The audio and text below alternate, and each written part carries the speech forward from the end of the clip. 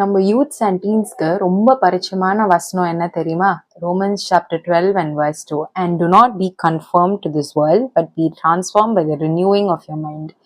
நீங்க இந்த உலகத்துக்கு ஒத்த வேஷம் தெரியாதிருங்கள் அப்படின்னு பவுல் அப்போஸ்தலர் ரோமன்ஸ்ல வந்து எழுதுறாரு. We all see it from a very different perspective, which is good. ஏன்னா கிறிஸ்தவர்களா இருக்கிறப்போ ஆண்டவரை நம்ம பின்பற்றப்போ சில காரியங்கள் உலகத்தார் செய்யறது போல நம்ம பண்ணக்கூடாது அப்படின்ற ஒரு அண்டர்ஸ்டாண்டிங். ஓகே, நம்ம எல்லாருக்கும் அந்த பெர்ஸ்பெக்டிவ் இருக்கு. But what if I say there's a different perspective to it also. It's not only about following Jesus. You're not doing what the people of the world do. It also means that you have to treat people the way Jesus treated you and not how the worldly people treat you.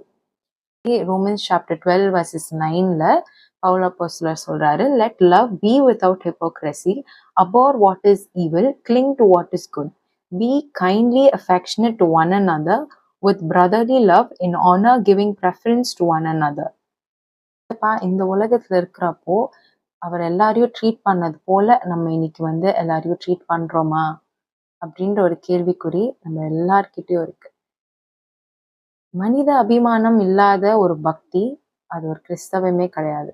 Devotion without humanity is not Christianity at all. The first thing that the Bible teaches us, the first thing that Jesus teaches us is first to be human and not, boasting about your religion, saying to people that you're a Christian, நான் ஒரு கிறிஸ்தவ, எனக்கு ஏசப்பாவை பிடிக்கும் அப்படின்னு சொல்றது, it will not reflect your life, but the way we treat people. நம்ம உலகத்திற்கு ஒத்த வேஷம் தரிக்காம இருக்கிறது, it's not only சில காரியங்கள் பண்ணாம இருக்கிறது, but it's also treating people right the way they have to be treated.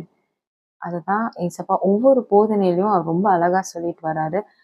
உன்னை நேசிக்கிறது போல பிறரை நேசி, உன்னோட சத்துருக்களை நேசி அப்படின்னு ஆண்டவர் ரொம்ப கிளியரா சொல்றாரு. ஸோ இன்னைக்கு let not Christianity be our identity, let Jesus be your identity and my identity.